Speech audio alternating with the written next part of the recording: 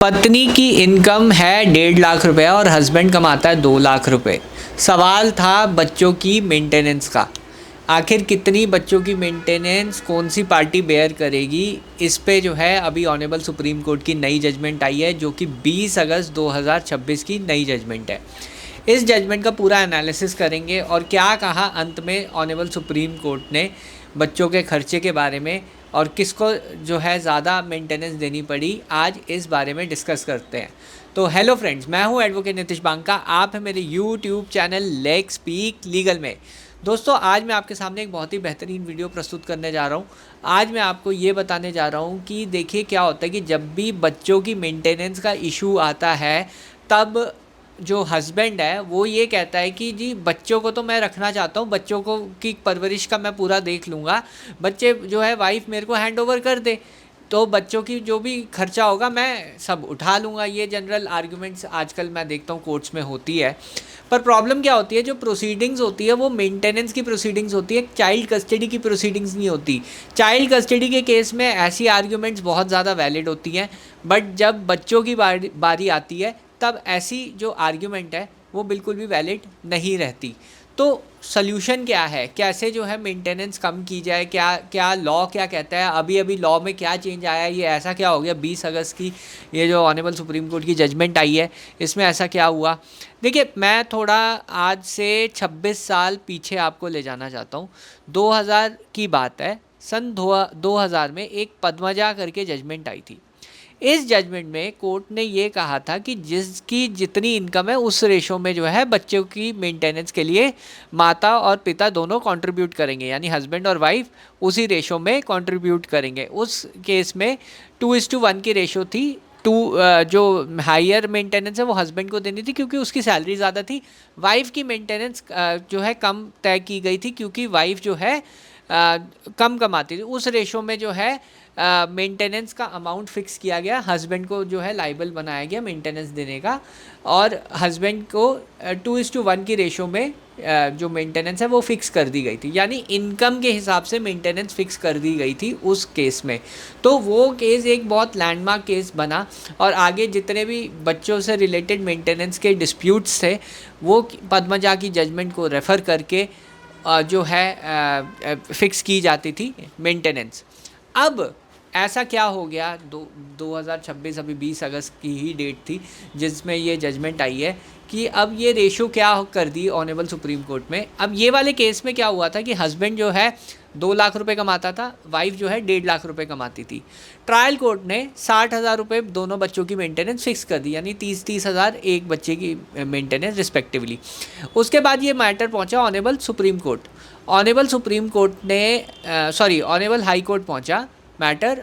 Honourable high court ने क्या कहा कि क्योंकि वाइफ भी कमाती है तो वो भी कंट्रीब्यूट करेगी मेंटेनेंस के लिए, इसलिए जो मेंटेनेंस है वो 15,000 रुपये पर बच्चा कर दी। हस्बैंड को जो है रिलीफ मिला, यानी हाफ़ कर दी मेंटेनेंस, क्योंकि 50:50 जो है कोर्ट ने कहा कि 50% जो है खर्चा वाइफ कंट्रीब्यूट करेगी, 50% जो खर्चा है वो हस्बैंड कंट्रीब्यूट करेगा। अब मामला पहुंच गया ऑनेबल सुप्रीम कोर्ट। 20 अगस्त 2026 का दिन था। उस दिन ऑनेबल सुप्रीम कोर्ट ने इस मामले में फ़ैसला दिया।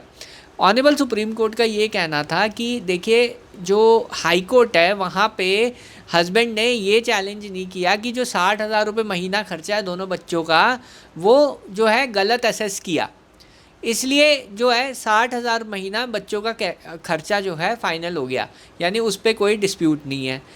दूसरा, दोनों की इनकम्स पे कोई डिस्प्यूट नहीं है, एक 2 लाख रुपए कमा रहा है, एक 1.5 लाख रुपए कमा रहा है, इसलिए वाइफ को मेंटेनेंस नहीं मिली। जो रही बात बच्चों की, तो ऑनेबल सुप्रीम कोर्ट ने ये कहा कि देखिए, ये जो 50:50 का जो रेशो है 50-50% कर लेंगे, जिस बिना पे हाई कोर्ट ने मेंटेनेंस कम कर दी, ये चीज़ गलत है। ये चीज़ क्यों गलत है, क्योंकि ऑनेबल हाई कोर्ट ने ये तो देख लिया कि दोनों की इनकम बराबर है और दोनों इक्वल कंट्रीब्यूट करेंगे। ये मॉनेटरी एस्पेक्ट तो ऑनेबल हाई कोर्ट ने कैलकुलेट कर लिया, पर यहाँ पे एक नॉन मॉनेटरी एस्पेक्ट भी है। अब वो नॉन मॉनेटरी एस्पेक्ट क्या है? नॉन मॉनेटरी एस्पेक्ट ये था कि ऑनेबल हाई कोर्ट ने ये चीज़ नहीं देखी कि यहाँ पे मदर जो है, जो यूनिलेटरीली काम भी कर रही है और साथ साथ बच्चों की भी देखभाल कर रही है, जिसमें बच्चों का जो भी डेली जो भी उनकी इमोशनल रिक्वायरमेंट्स हैं, या फिर स्कूल से पिक करना, ड्रॉप करना, या फिर जो भी मतलब वेलफेयर ऑफ द चिल्ड्रन में जो भी चीज़ें होती हैं, वो चीज़ को नज़रअंदाज किया। ये बेशक नॉन मॉनेटरी कंट्रीब्यूशन है वाइफ का, कि बच्चों को रेज़ वो अकेले कर रही है, तो ये चीज़ ऑनरेबल हाई कोर्ट ने नोट नहीं की। आपका क्या सोचना है इस बारे में? क्या ऑनरेबल सुप्रीम कोर्ट ने सही सोचा? क्या ये डिसीजन सही है कि ये नॉन मॉनेटरी जो कंट्रीब्यूशन है वाइफ का, वो भी एक तरीके से देखना चाहिए, या फिर इनकम के हिसाब से 50-50 कर देना चाहिए था? आपका क्या जो है इसमें नज़रिया है? दूसरी चीज़ ये थी, ऑनरेबल सुप्रीम कोर्ट का क्या फ़ैसला रहा इस केस में। ऑनरेबल सुप्रीम कोर्ट ने फाइनली जो है यही कहा कि सारा जो बर्डन है एक्सपेंसेस का वो हस्बैंड पे डाल दिया, क्योंकि वाइफ का नॉन मॉनेटरी कंट्रीब्यूशन है इन रेजिंग द चिल्ड्रन।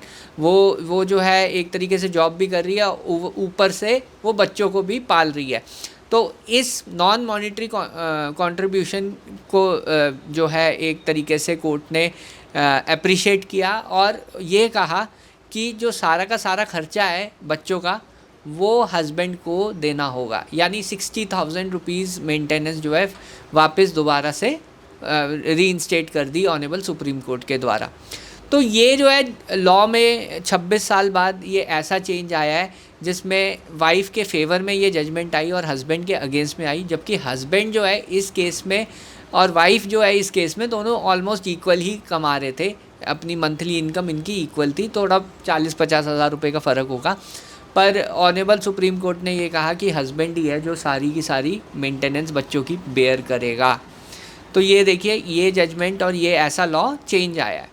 आपका क्या सोचना है इस बारे में? अगर आपको इस की जजमेंट चाहिए और आर्टिकल चाहिए तो डिस्क्रिप्शन बॉक्स में लिंक है, उसे ज्वाइन कर लीजिए।